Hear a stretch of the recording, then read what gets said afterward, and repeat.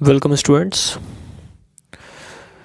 Today we move on macroeconomics important topic, that is a national income process, national income accounting. We move on another chapter that is called the national income accounting part first, and that is basic concept in national income. आज हम बात करेंगे, इस video में बात करेंगे national income accounting का first part है basic concept in national income. Basic concepts के बारे में बात करेंगे। नेशनल इनकम का इंट्रोडक्शन ही है ये। मैक्रो इकोनॉमिक्स का सबसे इम्पोर्टेंट पार्ट आज हम स्टार्ट करेंगे, और यहाँ पे फर्स्ट पार्ट है जो बेसिक कंसेप्ट, जो मेजर कंसेप्ट आते हैं, छोटे छोटे कंसेप्ट लेकिन इंपॉर्टेंट रोल प्ले करते हैं इस नेशनल इनकम को समझने में, इसलिए ये ज़रूरी है और बहुत ही इंपॉर्टेंट माने गए। So we move on first topic that is known as a consumption goods. What is ये consumption goods, what does it mean? Consumption goods की बात करते हैं यहाँ पे। कंजम्पशन गुड्स वो गुड्स कहलाते हैं, कंजम्पशन के नाम से पता चलता है, जो एक कंज्यूम के ऑब्जेक्टिव को क्लियर करते हैं। अगर हम कंज्यूम के ऑब्जेक्टिव को देखते हैं तो कंजम्पशन प्रोसेस या कंजम्पशन गुड्स एक ऐसा गुड्स होते हैं जो सेटिस्फाई करते हैं। सबसे पहली बात यहाँ पे आता है कि सेटिस्फाई करते हैं वांट्स ऑफ कंज्यूमर्स। कंज्यूमर अपनी नीड के अकॉर्डिंग वांट क्रिएट करते हैं, और जब वो वांट कंजम्पशन करके फुलफिल करते हैं तो इसको हम क्या बोलते हैं? कंजम्पशन प्रोसेस कहते हैं। सो कंजम्पशन गुड्स यानी कि it refers to those good which satisfy the wants of the consumer directly.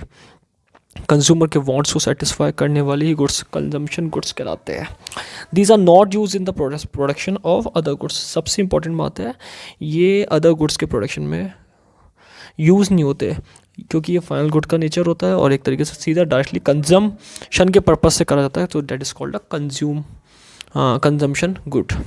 इसके एग्जांपल्स अगर देखें, जो कार्स, टेलीविज़न या जो भी चीज़ हम कंजम्पशन करते हैं, जैसे ब्रेड, बटर हो गया, बिस्किट्स हो गए, नमकीन हो गए, जितनी भी चीज़ें हैं जो हम कंजम्पशन के पर्पस से अपनी नीड को सेटिस्फाई करने के लिए लेते हैं, यहाँ पे वो सारी चीज़ें इंक्लूड हो जाएगी। तो एग्जांपल आप अपने मर्जी से भी लिख सकते हो, इसके अंदर इंक्लूड होते हैं।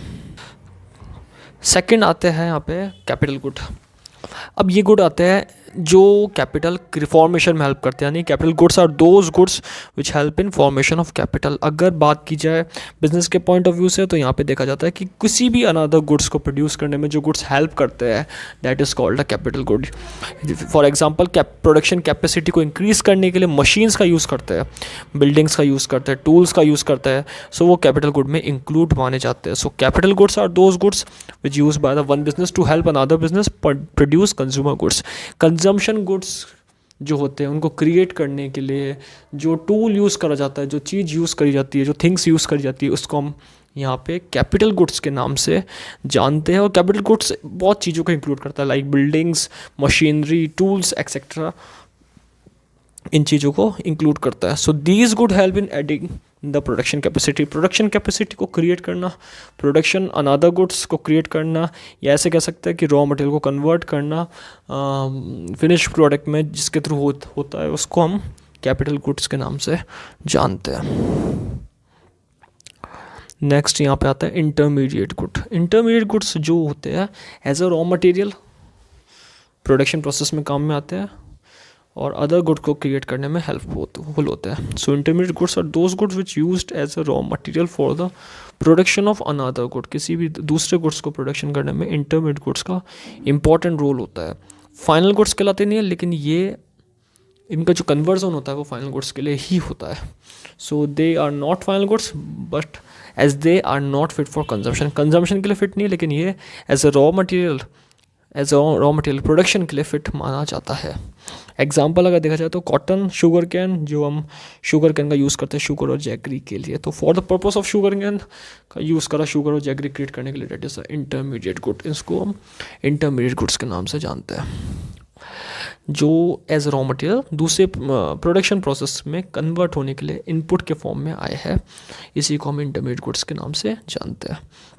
नेक्स्ट है final goods, very important. Final goods का मतलब यहाँ पे ऐसे गुड्स जो फाइनल कंज्यूमर्स के द्वारा रेडी है यहाँ पे यूज़ करने के लिए। यहाँ पे फाइनल गुड्स है, बिकने के लिए तैयार है, प्रोडक्ट सोल्ड होने के लिए तैयार है। ऐसा प्रोडक्ट जो प्रोडक्ट सोल्ड के फॉर्म में है, इसको हम फाइनल गुड्स कहते हैं। नॉट रिक्वायरिंग फर्दर प्रोसेस, किसी भी फर्दर प्रोसेस में रिक्वायर नहीं है इसका। These goods are not mean for resale, resale के पर्पज़ के लिए नहीं है ये।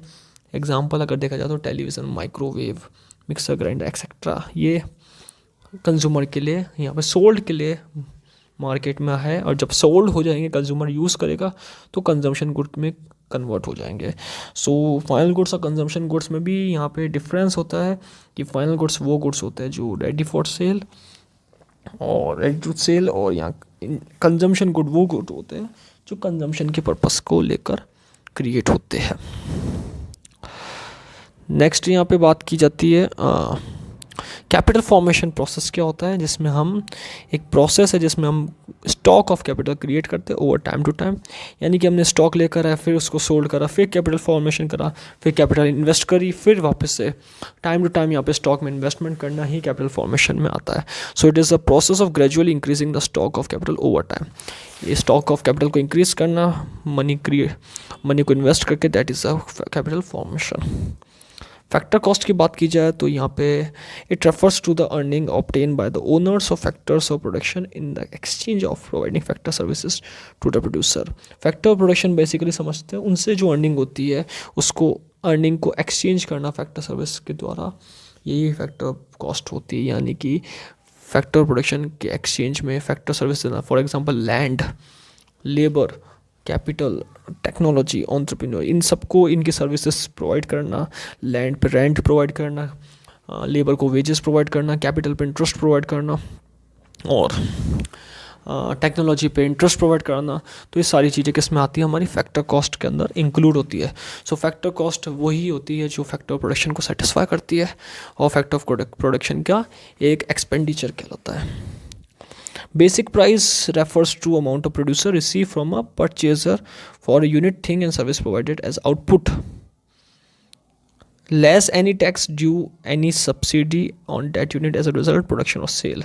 Basic price वो ही मानी जाती है जो प्रोड्यूसर रिसीव करता है, परचेज यूनिट और थिंग प्रोवाइड आउटपुट, जो उन्होंने आउटपुट दिया यहाँ पे कंज्यूमर को, रिटेलर होलसेलर को, उसका जो कॉस्ट जो रिसीव करता है, जो बेसिक जो रिसीव करता है, वो बेसिक प्राइस कहलाती है।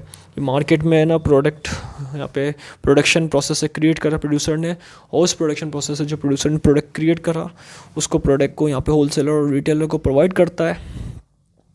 सो जो प्रोवाइड करा उसका जो प्राइस गेट करी without any tax, without subsidy, that is called the basic price of A product. इसको हम बेसिक प्राइस यहाँ पे प्रोडक्ट की कहते हैं। बेसिक प्राइस का फॉर्मूला भी यहाँ पे कैलकुलेट होता है, factor cost plus production tax minus production subsidy. अगर हम फैक्टर कॉस्ट जो हमने पहले पढ़ा उसमें हम टैक्स, प्रोडक्शन टैक्स ऐड कर दे और सब्सिडी लेस कर दे यहाँ पे प्रोडक्शन की, तो वो बेसिक प्राइस को यहाँ पे देखता है।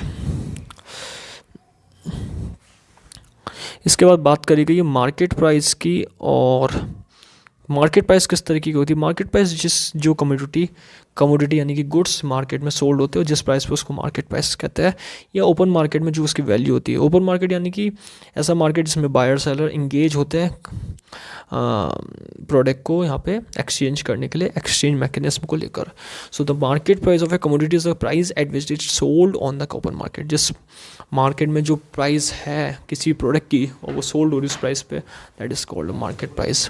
इट इंक्लूड गवर्नमेंट लिवाइसेस यानी कि टैक्सेस, फी इनको इंक्लूड करता है, और सब्सिडी को भी इंक्लूड करता है जो गवर्नमेंट ने प्रोड्यूसर को प्रोवाइड करी है। मार्केट प्राइस को कैलकुलेट करने के लिए बेसिक प्राइस में हम प्रोडक्ट टैक्स का एडिशन कर दे, जो प्रोडक्ट के ऊपर टैक्स लगाया जाता है लाइक जीएसटी, और लेस कर दे सब्सिडी को, तो यहाँ पे बेसिक मार्केट प्राइस यहाँ पे कैलकुलेट कर सकते हैं। Transfer payment, it refers to a payment receive without provision of any service और गुड्स इन एक्सचेंज। बिना सर्विस और गुड्स के एक्सचेंज के द्वारा जो पेमेंट रिसीव करे जाते हैं वो ट्रांसफ़र पेमेंट कहलाते हैं। जैसे गवर्नमेंट जो खर्चे करती है बेसिकली किसी भी प्रोडक्ट के ऊपर, किसी भी चीज़ को बनाने में, तो जो पेमेंट आता है गवर्नमेंट के पास से, या गवर्नमेंट के जो खर्चे होते हैं जिसमें कोई गुड्स एंड सर्विसेज प्रोड्यूस नहीं होता, यहाँ पे गुड्स और सर्विस एक्सचेंज नहीं होता, इस पेमेंट को ट्रांसफ़र पेमेंट के नाम से जाना जाता है। तो गवर्नमेंट के जो खर्चे होते हैं एक तरीके से, इनको भी ट्रांसफ़र पेमेंट कह सकते हैं। जैसे गवर्नमेंट ने कोई स्कूल पे ऊपर खर्चा करा, एक्सपेंडिचर करा वेलफेयर के लिए, गवर्नमेंट ने हॉस्पिटल्स के ऊपर खर्चा करा वेलफेयर के लिए, गवर्नमेंट्स ने इंफ्रास्ट्रक्चर, डैम्स, कैनल्स इनको बनाने में खर्चा करा तो पब्लिक के लिए, तो यहाँ पर वो सारे एक्सपेंडिचर ट्रांसफ़र पेमेंट्स में आते हैं। इंजंक्शन का मतलब यह होता है कि हम यहाँ पे इकोनॉमी के अंदर, हमारी इकोनॉमी जो मैक्रो इकोनॉमी है उसके अंदर फंड्स ऐड करते हैं किसी भी सोर्सेस का यूज़ करके। एग्रीगेट डिमांड को क्रिएट करने के लिए बेसिस पे फंड्स का यहाँ पे एडिशन करना इंजंक्शन कहलाता है। When funds are added to an economy from the sources other than people, लोगों के द्वारा नहीं और एंटरप्राइज के बिना यहाँ पे जो फंड्स ऐड करे जाते हैं उसको इंजेक्शन कहते हैं। यानी कि गवर्नमेंट के द्वारा एक तरीके से कह सकते हैं ऑटोनोमसली, बिना लेवल को देखे इनकम को, बिना पीपल की हेल्प लिए, बिना एंटरप्राइज की हेल्प लिए जो फंड्स ऐड होते हैं, जो क्रिएशन होता है कैपिटल का, उसको हम इंजेक्शन कहते हैं। इससे एग्रीगेट डिमांड्स बढ़ती है और इनकम लेवल भी बढ़ता है। यहाँ पे लोगों को इनकम लेवल इसलिए बढ़ता है क्योंकि यहाँ पे अनएम्प्लॉयमेंट की जो प्रॉब्लम है वो दूर होती है। जैसे कोई इंडस्ट्री ओपन हुई गवर्नमेंट के द्वारा तो वहाँ पे गवर्नमेंट का जो मनी पैसा लगा है कैपिटल फॉर्मेशन के लिए, उसमें बहुत सारे लोगों को एम्प्लॉयमेंट मिलता है। तो then after we get a good income well, and after income well that is aggregate demand is raise up। अगर इनकम अच्छी हो जाएगी लोगों की तो यहाँ पे डिमांड भी क्रिएट होगी मार्केट के अंदर। सो इनकम और डिमांड में पॉजिटिव रिलेशन भी क्रिएट होगा। अगर इनकम बढ़ेगी तो डिमांड भी मार्केट में क्रिएट होगी। लीकेज यहाँ पे बताया गया है कि इकोनॉमिक टर्म जो कैपिटल और मनी को लो करता है। इंजंक्शन का बिल्कुल रिवर्स। इस प्रोसेस में ये बताया गया है कि यहाँ पे टैक्सेस प्रोवाइड करना, सेविंग्स ज़्यादा रखना लोगों के द्वारा, तो फ्लो ना बनने के कारण, इनकम का फ्लो ना बनने के कारण लीकेज यहाँ पे क्रिएट होता है। इंपोर्ट ज़्यादा करना, रीज़न एक्सपेंडिचर ज़्यादा होगा, खर्चा ज़्यादा होगा, इंपोर्ट करेंगे बाहर, एक्सपेंडिचर ज़्यादा होगा, तो यहाँ पे डिमांड और इनकम लेवल भी डिक्रीज़ होगी। सो it is a vice versa और अपोजिट ऑफ अ इंजंक्शन। इसके बाद बात करते हैं wholesale price index and consumer price index. Consumer price index वो होती है जो पॉपुलेशन के अंदर कंज्यूमर के लिए यहाँ पे प्राइस को चेंज करना, ओवरऑल लेवल ऑफ प्राइस को चेंज करना है, ओवरऑल प्राइस लेवल की लिस्ट प्रोवाइड करना कंजम्पशन के प्रोसेस के लिए। That is a consumer price index जो कंज्यूमर को कंज्यूमर प्राइस यहाँ पे इंडेक्स ये बताता है कि कंज्यूमर की जो के लिए जो ओवरऑल प्राइस दी गई है प्रोडक्ट और सर्विसेज की पॉपुलेशन को दी गई है, तो उस प्रोडक्शन पॉपुलेशन के द्वारा कितना कंजम्पशन के लिए ओवर टाइम में पे करा गया है, मार्केट प्राइस इसको भी कहते हैं। और एक तरीके से कंज्यूमर ने जितनी प्राइस पे करी उसका एक इंडेक्स क्रिएट होता है, इसको कंज्यूमर प्राइस कहते हैं, इंडेक्स कहते हैं। होलसेल प्राइस इंडेक्स यानी कि वो चेंजेस जो रिटेल लेवल पे आते हैं प्राइस के, रिटेल लेवल से पहले या रिटेल लेवल पे जो आते हैं प्राइस किसी भी कमोडिटी के मार्केट में, उसके जो चेंजेस आते हैं उसका ओवरऑल समेशन होता है, उसको होलसेल प्राइस इंडेक्स के नाम से जानते हैं। So it includes all this price index, इसको हम यहाँ होलसेल प्राइस इंडेक्स के नाम से भी कवर करते हैं। तो कंज्यूमर प्राइस इंडेक्स कंज्यूमर के द्वारा जो कंजप्शन के लिए गुड्स के लिए जो प्राइस दी गई है और total overall variation, total overall change in consumption goods price list, that is called the consumer price index. And wholesale price index जो रिटेल लेवल पे प्रोवाइड करी गई consumption of goods, that is called the wholesale price index माना जाता है। सो ये दो तरीके के और यहाँ पे एक मेनली बेसिकली टर्मिनोलॉजी यूज़ करी गई है। सो इस वीडियो में बात करी है यहाँ पे basic concept of national income, जो नेशनल इनकम के डेफिनेशंस और मीनिंग को इंक्लूड करता है, बेसिक डेफिनेशन और बेसिक टर्मिनोलॉजी को इंक्लूड करता है। Thank you.